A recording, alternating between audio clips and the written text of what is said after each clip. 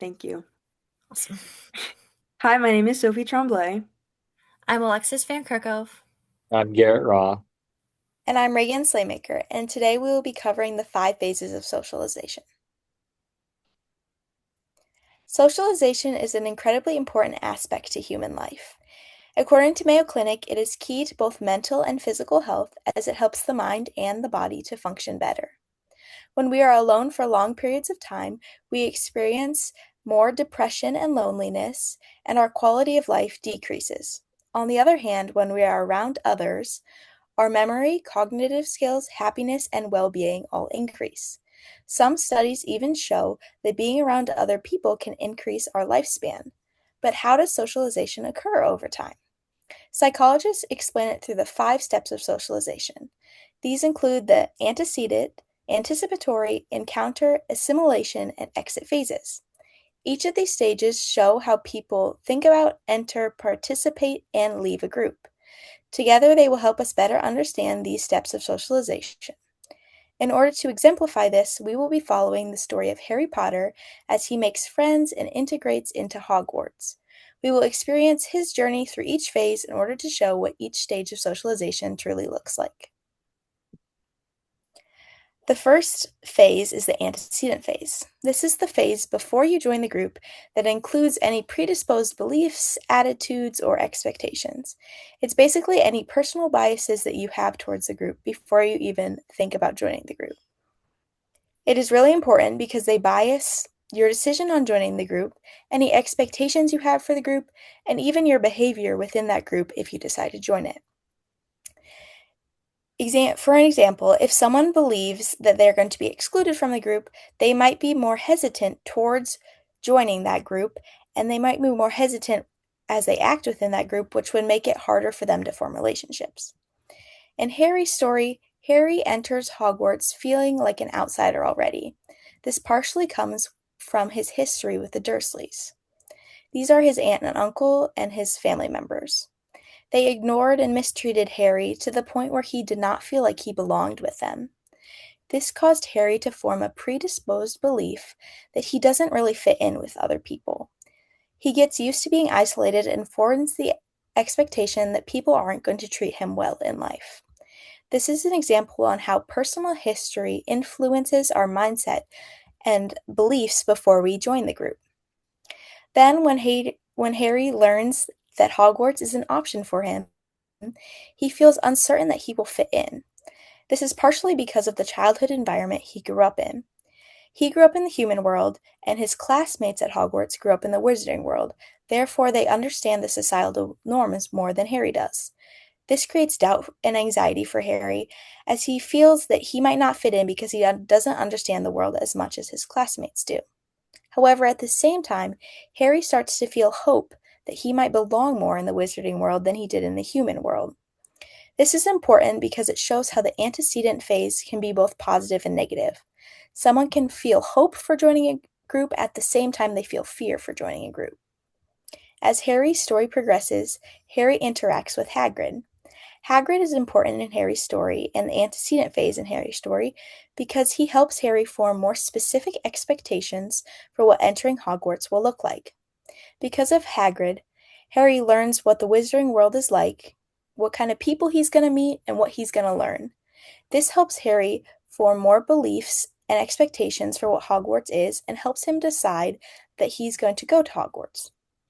Overall, Harry's past experience before he enters Hogwarts exemplifies the first phase in the 5 phases of socialization.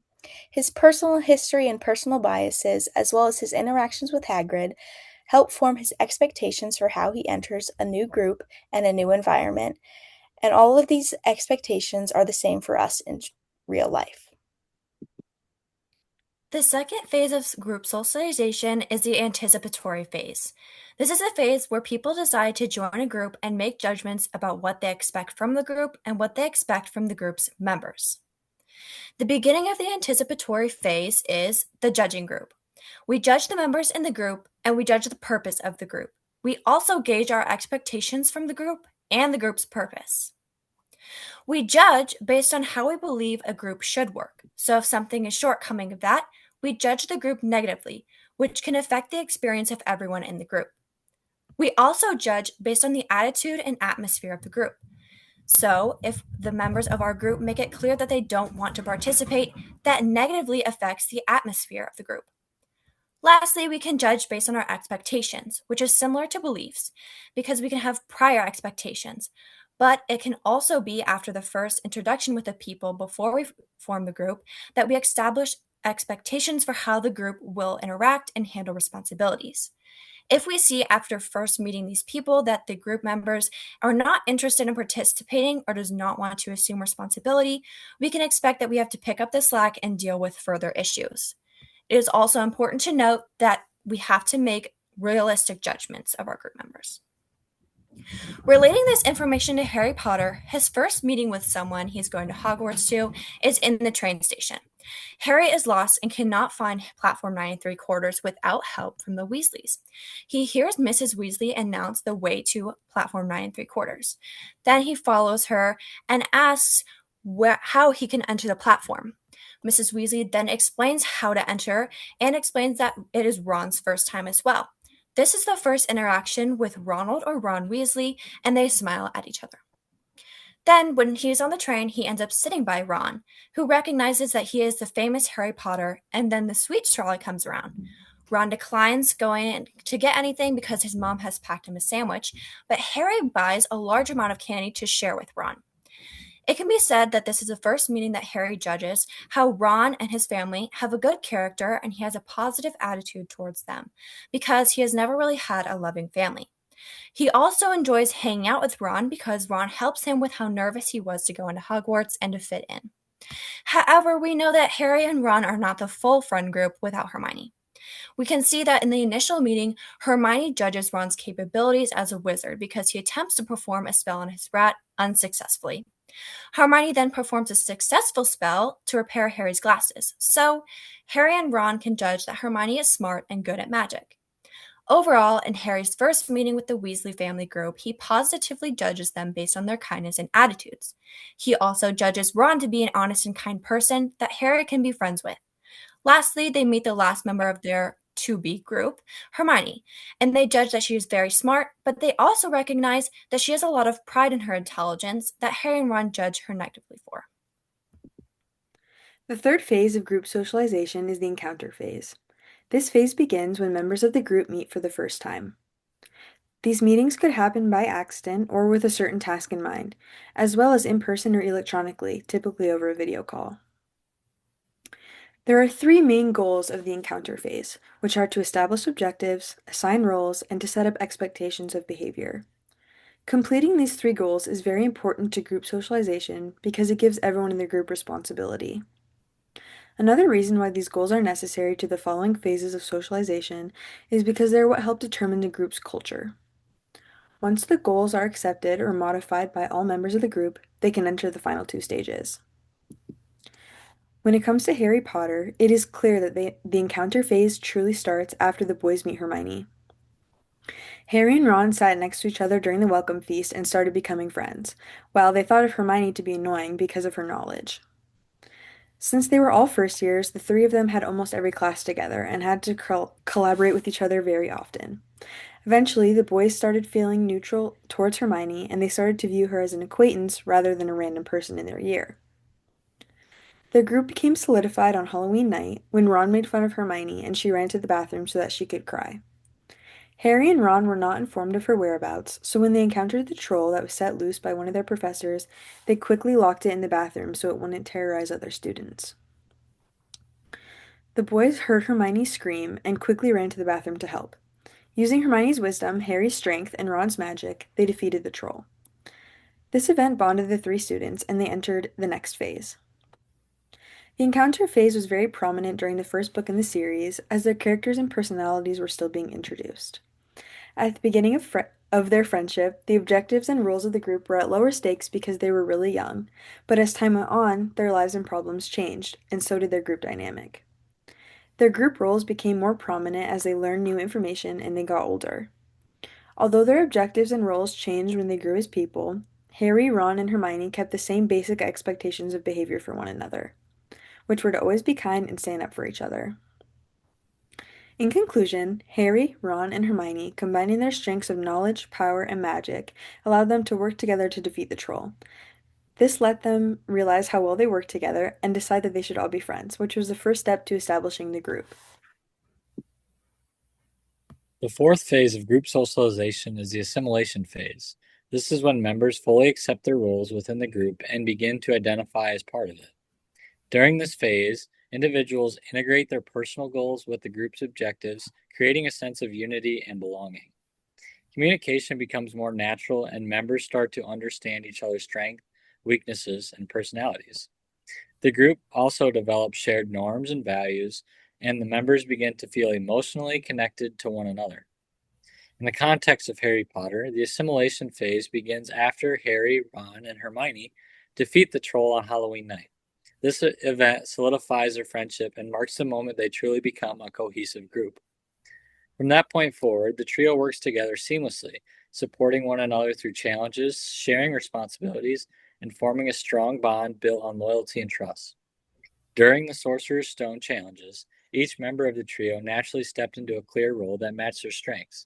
Hermione used her logic and spell knowledge, Ron relied on strategy and bravery, while Harry demonstrated leadership and intuition. This solidified their group identity. As they moved through each obstacle, they truly trusted one another completely without hesitation. This level of trust shows full assimilation because they no longer question each other's abilities or intentions. They made decisions collectively, such as choosing to go after the stone even when adults dismissed their concerns. This demonstrates that their personal goals had merged into shared group's purpose. When Ron sacrificed himself during the life-size wizard chess match to prove that the group had developed deep loyalty and emotional commitment and is a defining marker of the assimilation phase. Hermione's choice to stay behind and support Harry after Ron was injured shows how the group prioritized the mission and each other over individual fears, reinforcing their unified identity. Harry's final decision to continue alone to face Professor Quirrell was only possible because he trusted that Ron and Hermione had prepared him and supported him, showing how their bond shaped his confidence and actions. Their teamwork in the later adventures, such as facing the Sorcerer's Stone and uncovering mysteries at Hogwarts, shows how they have fully assimilated into their group identity. Overall, the assimilation phase demonstrates how shared experiences and emotional connections transforms individuals into a unified team. The last phase of group socialization is the exiting phase, where members leave the group either voluntarily or involuntarily. Members can leave a group, or the group can choose to remove a member. Group members may choose to leave before the group's purpose is fulfilled because the group is not fulfilling their personal needs or it caused them more frustration than satisfaction. On the other hand, the other group members or the leader of the group may remove a member from the group because they are causing the leader or the group frustration and they can survive without them. Sometimes a group disbands simply because the group is no longer needed and their purpose is fulfilled. Looking at Harry Potter, we can see that eventually the group disbands and creates their own families. At the end of Deathly Hallows, Harry finally defeats Voldemort and the Wizarding World is finally done fighting Voldemort's evil. Harry then takes the most powerful wand in the world, breaks it into several pieces, and throws the pieces down a valley. The next event is in the books and the movies years later when Harry is at the train station on platform 9 3/4 again, but this time he is dropping off his own kids. When he is saying goodbye to his kids, he looks around and sees Ron and Hermione saying goodbye to their kids. This is the last event in the books and the movies where we see the group. The group's purpose was fulfilled. They worked together for years fighting Voldemort and his evil. So when Harry defeats Voldemort and their purpose is fulfilled, they can now live their own lives and have their own families and careers. Overall, the 5 phases of socialization are more than just a cycle. They help us connect with new people and allow us to evolve. We all have our own stories about group socialization, just like Harry had his, starting with his initial shock when finding out that he is a wizard, to the end where he fulfilled his goal of defeating Voldemort with the people he met along the way and displaying a happy life. Whether we are starting a new job or hanging out with a group of people, humans will always experience the 5 stages of socialization. It is important to try to embrace each stage, even if something doesn't go as planned. These stages were recognized because they help us grow as people and navigate life in different scenarios. Some groups will be permanent and some will end shortly, but it is crucial that we use them to our full potential and stay open minded. We live in a world that is constantly changing, so building a community through socialization can help stabilize us. Thank you.